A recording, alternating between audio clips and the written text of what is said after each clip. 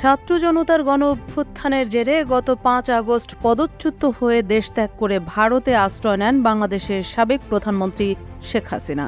এই ঘটনার রেশ কাটতে না কাটতেই ভারতের পশ্চিমবঙ্গের এক নারী চিকিৎসককে ধর্ষণ ও নৃশংসভাবে হত্যার ঘটনাকে কেন্দ্র করে উত্তাল হয়ে ওঠে পশ্চিমবঙ্গ। ছাত্র জনতা ন্যায় বিচারের দাবিতে রাজপথে নেমে বিক্ষোভ শুরু করে। এই উত্তাল পরিস্থিতির মাঝেই রাজ্যটির মুখ্যমন্ত্রী মমতা ব্যানার্জির পতনের দাবিতে ব্যাপক শোরগোল ওঠে। আপাত দৃষ্টিতে বাংলাদেশ এবং কলকাতার শিক্ষার্থী আন্দোলনের পরিস্থিতি এক মনে হলেও বিষয়টি একদমই মানতে নারাজ মুখ্যমন্ত্রী মমতা ব্যানার্জি। উল্টো তিনি জোর গলায় হুঁশিয়ারি উচ্চারণ করে বলেছেন যে পশ্চিমবঙ্গের পরিস্থিতি বাংলাদেশের মতো হবে না। রাজ্য সরকারের সচিবালয় নবান্নতে আয়োজিত একটি প্রশাসনিক নিরীক্ষা বৈঠকে সোমবার মমতা এ বিষয়ে কথা বলেন।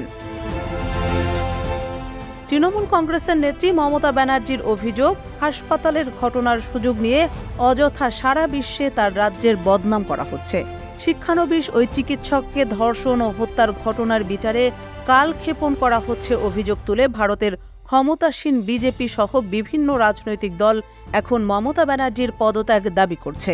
এই ঘটনার সঙ্গে বাংলাদেশের ছাত্র আন্দোলনে শেখ হাসিনা নেতৃত্বাধীন সরকারের পতনের ঘটনারও তুলনা করা হচ্ছে ভারতে।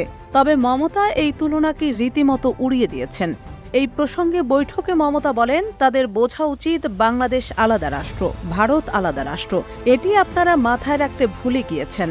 বাংলাদেশ একটি অন্য রাষ্ট্র, তাদের আমরা সম্মান করি, তাদের ভাষাকে সম্মান করি। এখানে বাংলাদেশ হবে না। বিদেশে বসে একটি নির্দিষ্ট মহল তৃণমূলের সমালোচনা করছে মন্তব্য করে মমতা বলেন, একটি হোয়াটসঅ্যাপ গ্রুপ জুটেছে, যারা এখান থেকে পড়াশোনা করে খেয়ে দেয়ে মানুষ হয়ে বাইরে গিয়েছেন। তারা একতরফা কথা শুনে বাংলার বদনাম করছেন। তারা তো দুপক্ষকে শুনতে পাচ্ছেন না।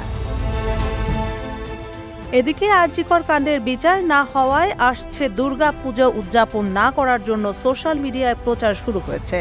এই প্রচারের বিরোধিতা করে আন্দোলনকারীদের উদ্দেশ্যে মুখ্যমন্ত্রী বলেন, প্রতিদিন রাতে আপনারা যদি রাস্তায় থাকেন, অনেক মানুষের তো সমস্যা হয়। অনেক এলাকায় অনেক বয়স্ক মানুষ আছেন, আলো লাগালে তাদের ঘুমের সমস্যা হয়।